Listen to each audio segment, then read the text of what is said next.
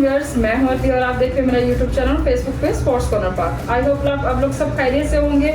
आज कुछ new update के साथ, कुछ न्यू खबरों के साथ, कुछ न्यू चटपटी खबरों के साथ आपकी खिदमत में हाजिर हैं। आज कुछ न्यूज़ हमारे मुल्क से, कुछ हमसाया मुल्क से, कुछ क्रिकेट से, कुछ आईसीसी से, कुछ डिफरेंट प्ले से जो खबरें हैं आपकी गोशगुजार भी करती हैं।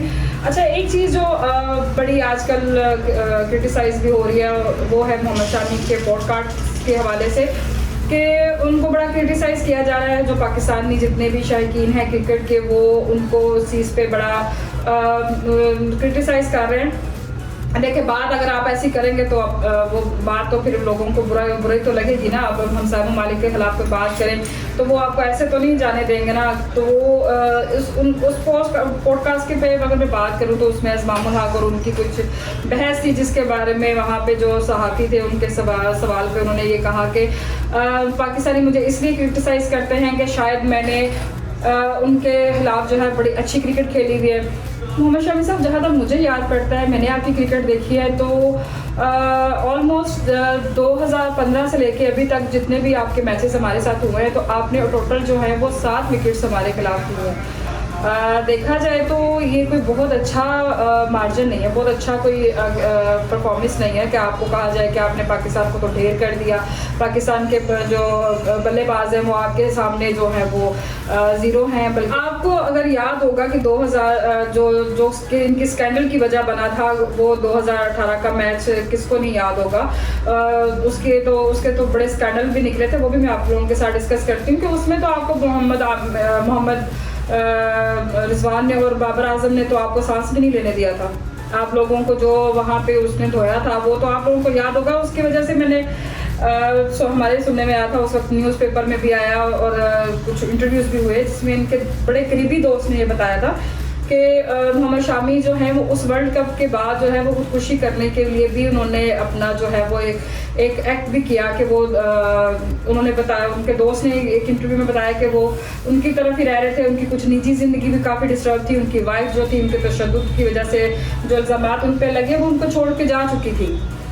वो भी क्राइसिस, फिर इनका मैच हारने की वजह से, मैच फिक्सिंग के जो इंडियन की तरफ से आप पे इल्ज़ामात लगे थे मोहम्मद शामी साहब, अगर आप भूल गए तो हम लोग भी आपको याद करवा देते हैं। लेकिन जब आप बात करेंगे तो फिर आपके पुराने ज़ख्म तो आपको सब लोग याद करवाएंगे ना, आप इस चीज़ को तो फिर भूला ना करें। अगर आप पुरानी बातों पर बात करेंगे तो आपको भी तो लोग आपकी जो ज़ख्म है वो तो याद करवाएंगे ना। हम भी नहीं चाहते कि आपके जो पुराने ज़ख्म है उनको खरीदें या आपको याद करवाएं, लेकिन आपने मुद्दा खुद ही उठाया तो आपको बातें भी तो सुननी पड़ेंगी ना। कि जब आपके करीबी दोस्त ने ही आपको बताया था कि आप उनके घर पे रह रहे थे और जो है वो एक रात वो सोए हुए उठे हैं तो आप 19वीं मंजिल पे जाके खुदकुशी का इरादा करके बैठे हुए थे, तो उन्होंने आपको वहाँ से वो जो है वो बचाया। और मैच फिक्सिंग में जब तक आपकी क्रिकेट बोर्ड की तरफ से आपको ग्रीन चिट नहीं मिली तो तब तक आप जो हैं वो फ्रेश नहीं थे, आप माइंड रिलैक्स में नहीं थे, आपकी निजी ज़िंदगी परेशान थी, आपकी वाइफ आपको जो छोड़ के जा चुकी थी, आप काफ़ी क्रिटिकल कंडीशन में थे।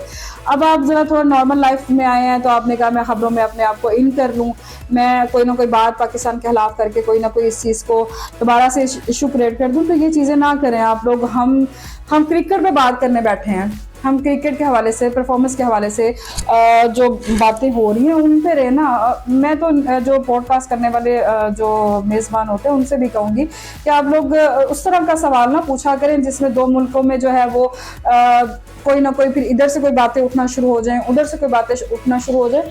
तो ये चीज़ फिर आपको अगर करेंगे तो सुननी भी तो पड़ेंगी ना। आप लोग भी तो उस चीज़ के लिए तैयार अगर फिर आप मछली की तरह जो है ना तड़पना ना शुरू कर दिया करें कि भाई हमें क्यों ये बात कर दी, हम क्यों सुने इस तरह की बात।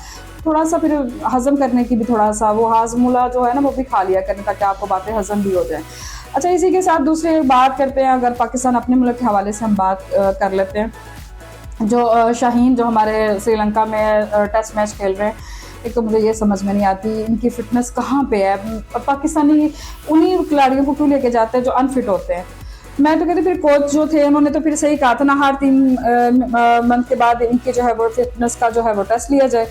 वो ज़्यादा बेहतर रहेगा कि हर 3 महीने के बाद ना इनको पहले डॉक्टर के पास चेकअप के लिए भेजा करें। जो शाहनवाज धानी साहब हैं, जब मैच अभी उनका सिलेक्ट नहीं हुए थे तो अपनी जो है वो क्रिकेट की वीडियोस डाल रहे थे कि जी मैं देखें बड़ा फिट हूँ, जिम की वीडियोस डाल रहे थे, अपने मैच खेलने की वीडियोस डाल रहे थे। जब आप सिलेक्ट हो गए, आप मैच खेलने जा रहे हैं, अब आपने अपनी कमर दर्द निकाल ली है।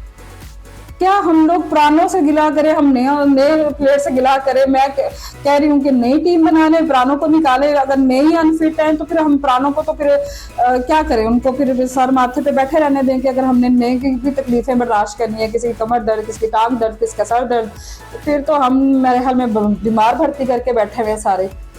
नए खिलाड़ियों का ये हाल है तो फिर अल्लाह ही हाफिज है पाकिस्तानी क्रिकेट टीम का, पता नहीं क्या सिलेक्ट करते फिर रहे हैं। खैर इसी के साथ हम लोग इस चीज़ को क्या आप कह सकते हैं कि क्या वहाँ पे ये लोग करेंगे। अब सेकंड जो मैच है वहाँ पे जो है वो कंटिन्यू है, देखते हैं अब पाकिस्तान की क्या परफॉर्मेंस होती है। इसी के साथ मैं एक और बात भी आपसे शेयर करूं कि जो कोलंबो में मीटिंग हुई है आईसीसी के साथ हमारे चेयरमैन मोहसिन नकवी साहब की, सुनने में ये आया कि हमारे राय के मुताबिक वहाँ पे जय शाह के साथ उनकी मुलाकात हुई है, बड़े खुशगवार माहौल में हुई है, दोनों ने आपस में गपशप भी की है। हाँ, ये सुनने में आया कि उन्होंने इस हवाले से कोई बात नहीं हुई कि चैंपियन ट्रॉफी कहाँ करवाई जाएगी, यानी कि उस टॉपिक पे इनकी कोई बात नहीं है। बिल्कुल बड़े अच्छे माहौल में, बड़े अच्छे खुशगवार लम्हों में उनकी बात ज़रूर हुई है, बट इस हवाले से बात जो है ना वो उनकी आपस में डिस्कशन नहीं हुई है। देखते हैं इस गुफ्तगू का जो है वो कहाँ तक उनकी बात लेके जाते हैं। ये ना हो कि बाद में ये मुझे डाउट पड़ता है कि बाद में ये ना निकल आए बात के जो है वो हाइब्रिड मॉडल की तरफ ये जा रहे हैं, ये चीज़ ना हो जाए कि इनकी हंसी हंसी में ये बात हो जाए और हम लोग यहाँ पे पिटते रह जाए कि नहीं जी मोहसिन नकवी साहब अपने उस बात पे टिके हुए हैं और वो टिके ना हो, ये ना हमें सुनने को मिल जाए। चलिए इसी के साथ आज के जो ब्लॉग का हम इख्तिताम करते हैं। हमारे चैनल को सब्सक्राइब कीजिएगा, लाइक कीजिएगा और शेयर कीजिएगा। अल्लाह हाफिज़।